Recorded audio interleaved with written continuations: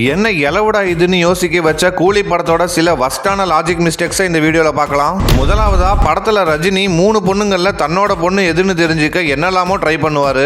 30 வருஷத்துக்கு முன்னாடி தன்னோட மனைவியை ரஜினி விட்டு போயிருப்பாரு. அந்த 3 பேர்ல ஸ்ருதிஹாசனுக்கு தான் இப்போ 29 வயசு. அப்ப ஸ்ருதிஹாசன் தான் ரஜினியோட பொண்ணுங்கிறது ஒரு குழந்தைக்கு கூட தெரிஞ்சிருக்கும். ஆனா ரஜினிக்கு அது தெரியலன்னு சொல்லியிருப்பாங்க.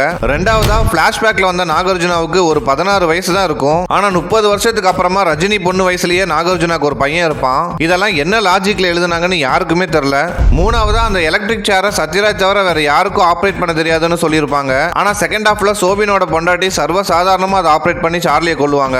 நாலாவதா, கிளைமேக்ஸ்ல வர ஆமீர் கான் இத்தனை வருஷமா ரஜினியை இந்தியா ஃபுல்லா தேடிட்டு இருந்ததா சொல்லுவாரு. ஆனா ரஜினி அதே விசாகப்பட்டினத்துல தேவா மேன்ஷன் கொட்டை எழுத்துல போர்டை மாட்டிக்கிட்டு ஜாலியா வைப் பண்ணிட்டு இருப்பாரு. இது மட்டும் இல்லாம ரஜினி ஏன் 30 வருஷமா ஆஃப்லைன்ல இருந்தாரு, சத்யராஜ் ஏன் ரஜினி கூட பேசாம இருந்தாரு, ரஜினியோட பொண்ணை தன்னோட பொண்ணை ஏன் சத்யராஜ் வளர்த்தாருன்னு இந்த படத்துல ஏகப்பட்ட லாஜிக் மிஸ்டேக்ஸ் இருக்கு. இதுக்கெல்லாம் போஸ்ட் இன்டர்வியூல லோகேஷ் கனகராஜ் என்ன முட்டு கொடுக்க போறாருன்னு கொஞ்சம் வெயிட் பண்ணி பார்க்கலாம்.